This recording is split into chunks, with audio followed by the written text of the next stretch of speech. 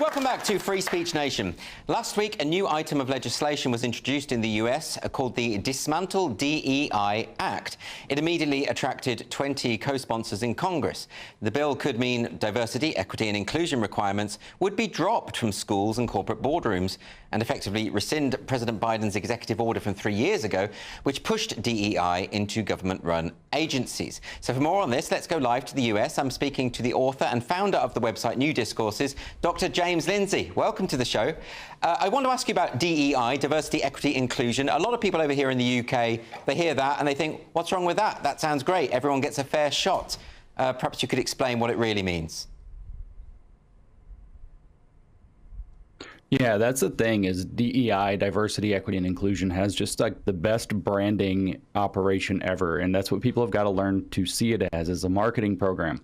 These words actually have two meanings. If we kind of play the fancy language game, they have an exoteric meaning, which is what you think they mean. Oh yeah, I like diversity. I think people should be included. All right, equity sounds like better equality. Okay, great.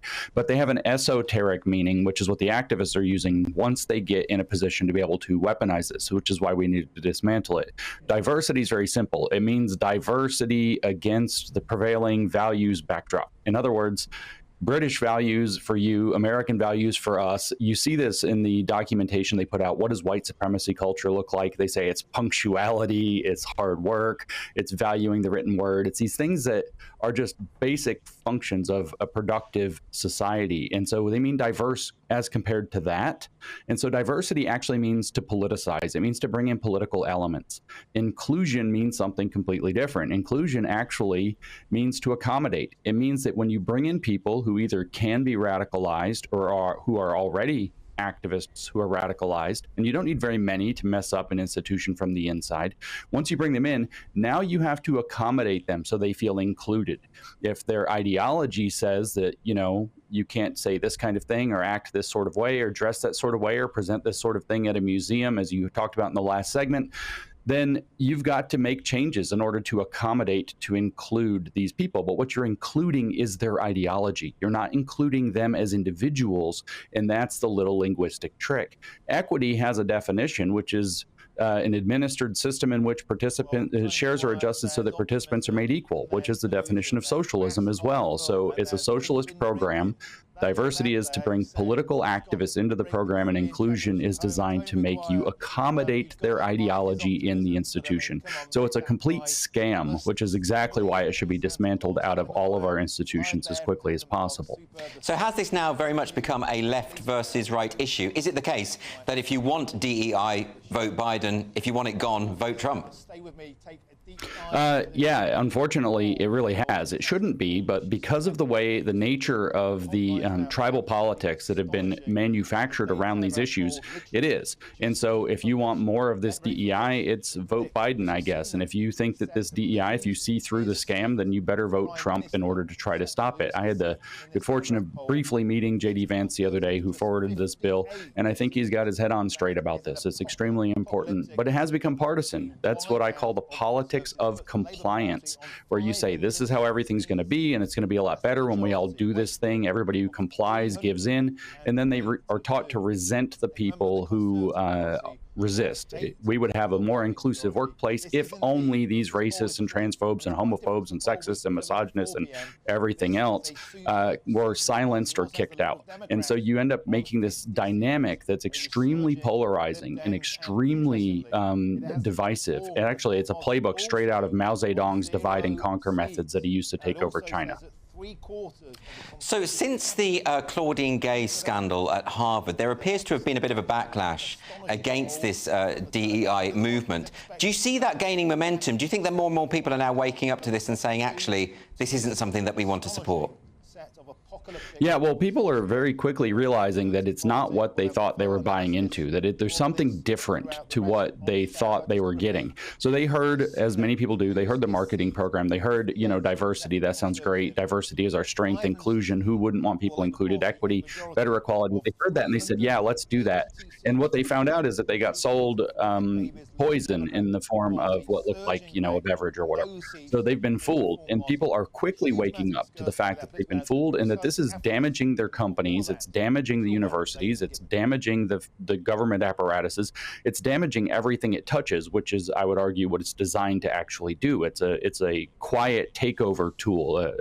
It's designed to do a coup inside the institution. And people are waking up to this, I think, just in time to be able to fight back against it. Now, this week we saw an artificial intelligence company in America, Scale, announce its MEI policy for hiring, the idea of merit, excellence and intelligence. And actually, people like Elon Musk congratulated Alexander Wang, who's the CEO, but a lot of people also said, this is outrageous, you shouldn't be doing this. There is no such thing as meritocracy. That's a very subjective idea. Where do you stand on that? That's such a ridiculous communist trope that's been trotted out for over a century, over and over and over again, especially in the West over the last 30 years. It's just a completely ridiculous claim. The fact of the matter is that there, as Jordan Peterson has pointed out, for example, there's always a hierarchy that develops. I've been reading the history of Mao Zedong's China over the past few weeks in tremendous detail, and one thing that I was struck by, that I took away, and I saw it in Soviet Union as well, is the amount of competitiveness that you have with communists. They aren't competing on merit or the capacity to produce, as we might call it. They are competing instead on their ability to implement communist ideology more effectively. And the competitions are explicit. Mao set them up explicitly for his leaders to compete with one another over who could do a better job making his death quotas or his imprisonment quotas or his land reform quotas or whatever other destructive programs he had. So there's always a hierarchy. It's always based on some idea of doing well at something, which when we say that it's doing well at producing, we call it merit, being able to do the thing. Well, when you have an ideological program in place, they're competing in terms of merit for being able to implement their ideology. We don't mean that by meritocracy, of course, but that's what that's just the nature of human beings and organizations. But don't let them fool you. Meritocracy is always in operation, and it can either be enthralled to an ideology or it can be subject to actual reality, at which point you get positive results. And where does this leave people from ethnic minority groups, for instance, who will say, some people who would argue this is just a continuation of affirmative action, there are racists that still exist within these structures, and therefore certain people do need a leg up. They do need to sort of tweak the system in order to achieve fairness. I mean, do you think there's anything to that?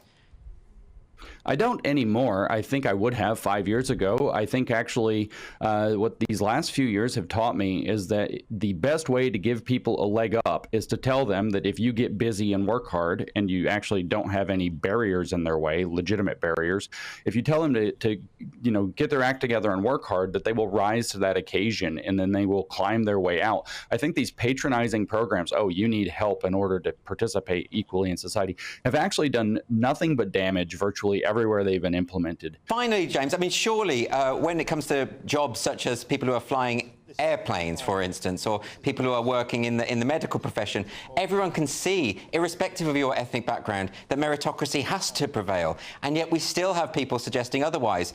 Why do you think that people can't let this go? It's complete ideological contamination. That's the word that I use to try to avoid saying demon possession, just to be a little colorful.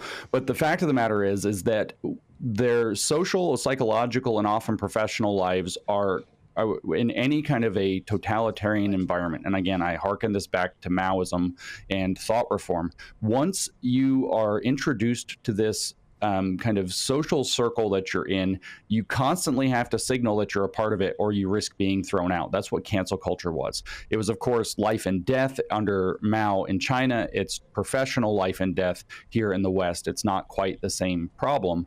But if you don't signal and continually deepen your signal to the fealty to the ideology, you risk being purged yourself. You risk being canceled. You risk the struggle session being brought upon you.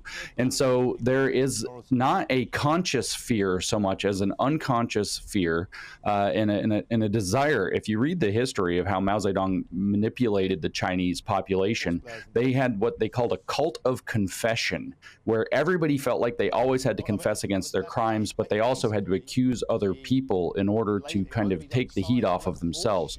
And I think that people are caught up either in A, not understanding it very deeply, not realizing what they're actually dealing with, taking the words at face value, or B, that they're caught up in these social and emotional and psychological traps that make them continue to defend it.